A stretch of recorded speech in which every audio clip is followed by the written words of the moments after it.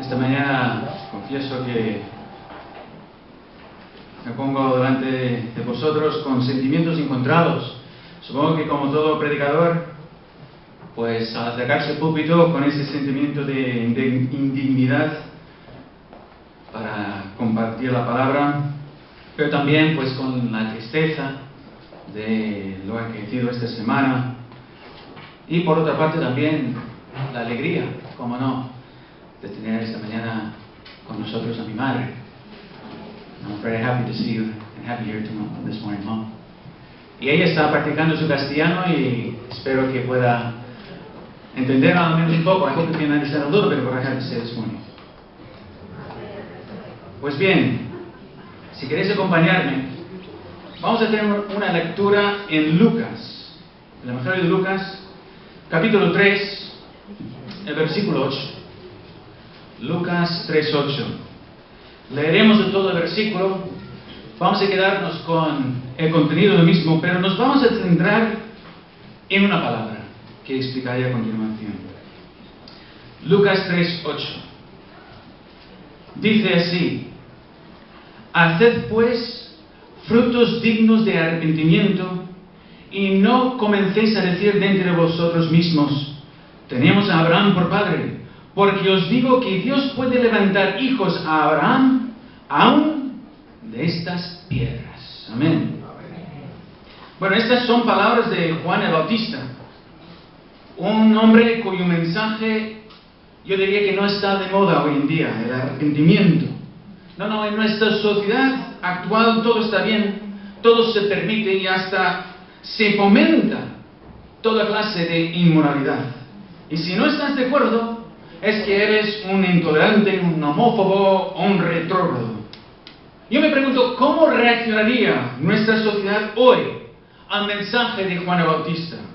Si él estuviera ahora, por la delta de Ebro, predicando su mensaje y bautizando a todos aquellos que quisieran arrepentirse por sus pecados, ¿cuántos sabrían escucharle y a ser bautizados por él?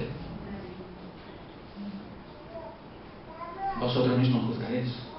Sin embargo, hace cerca de 2000 años, había mucha gente que salía a escuchar a Juan y a ser bautizados por él en el río Jordán. Y eso nos muestra que la sociedad de entonces era distinta de la nuestra actual en algún grado. Al menos entonces había cierta conciencia de pecado, una cierta conciencia de que los caminos del hombre no se ajustan a los caminos trazados por Dios para el hombre. Y por eso la gente se sentía impulsada a salir y escuchar el mensaje de aquel hombre tosco que predicaba la verdad de Dios sin pelos en la lengua.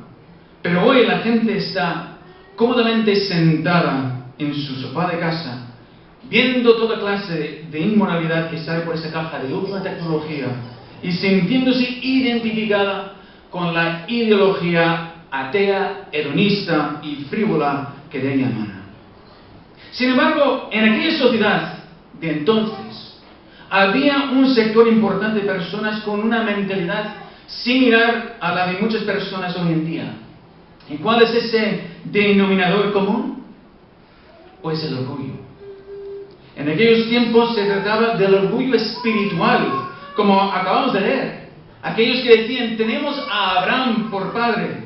Y hoy en día se trata del orgullo tecnológico. La ciencia es nuestra madre y el progreso es nuestra meta. Ese es el lema de hoy en día, la cantinera. Pero en ambos casos se trata de orgullo por igual.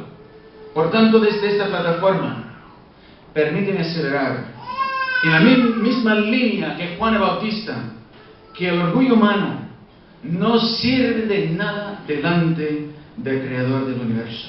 Más bien, el orgullo humano es un impedimento, un obstáculo, para que nosotros podamos conocer verdaderamente a Dios y experimentar toda la bondad y toda la hermosura que Él ha planeado para la corona de su creación, la humanidad.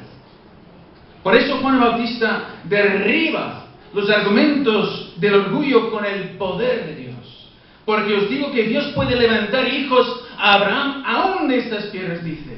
Es decir, no hay nada imposible para Dios, y si pensáis que vuestra salvación radica en ser descendientes de Abraham, y en consecuencia no tenéis que arrepentiros de nada, fijaros que Dios puede tomar estas piedras y convertirlas en descendientes igual que vosotros. Por tanto, lo importante no es pertenecer al linaje de Abraham, sino estar alineados con Dios. Me llama la atención que Juan Bautista basa su argumento para derribar ese orgullo, basa su argumento en un milagro, el transformar piedras en hijos de Abraham.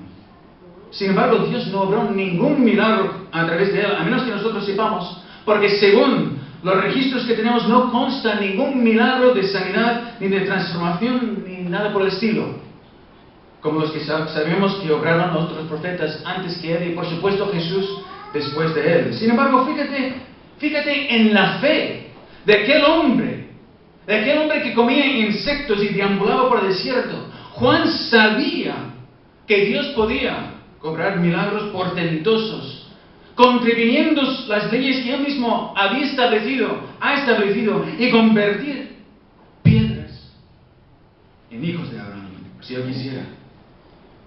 Porque Juan conocía a Dios.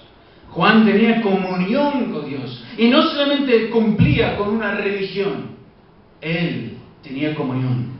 De hecho, Juan sabía que Dios, por ejemplo, había formado a Adán de la tierra. Por tanto, ¿era de extrañar que pudiera tomar piedras y de ellas formar hijos de Abraham? Pues claro que no. Por tanto, en esta mañana quiero que contemplemos por un momento esas piedras.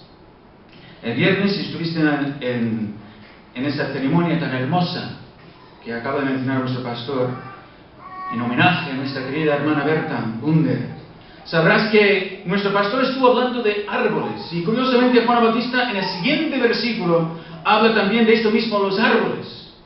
Pero ahora quiero que fijemos nuestra atención en las piedras que menciona Juan Bautista. Quizás te parezcan más aburridas que los árboles, porque no tienen vida, pero estoy seguro que si las piedras pudieran hablar, nos dirían muchas cosas, y quizás en esta mañana nos hablen un poquito. En primer lugar, quizás debemos de repararnos en la naturaleza de las piedras. Las piedras son básicamente tierra que ha sido sometida a grandes presiones y altas temperaturas en el centro del planeta o en procesos volcánicos. Y dependiendo de los minerales presentes en el momento de su formación, las piedras pueden resultar ser de granito, pizarra, basalto, etc. En cualquier caso, las piedras son duras, ¿verdad? Precisamente por ese proceso tan difícil al que han sido sometidas. Y en consecuencia, las piedras nos pueden resultar inconvenientes, especialmente según cuál sea su tamaño y el lugar donde se encuentren. Por ejemplo, si la piedra es grande, a lo mejor se constituye un obstáculo para nuestros planes. Así fue el caso de las mujeres que, yendo a la tumba de Jesús con especies aromáticas para su sepultura, se preguntaban: ¿quién nos removerá la piedra delante de esa tumba? Para ellas esa piedra suponía un obstáculo infranqueable para llegar al lugar que pretendían llegar. Y sin embargo fue Dios mismo el que quitó ese obstáculo, ya no para que las mujeres pudieran utilizar sus especies que habían traído, sino para que pudieran comprobar que Jesús había resucitado.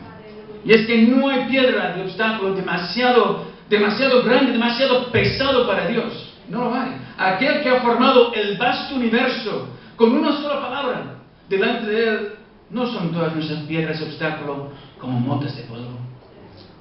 Nada más. Por tanto, lo mejor que podemos hacer es acudir a Él para remover tales piedras y solucionar aquellos problemas que son irresolubles para nosotros mismos.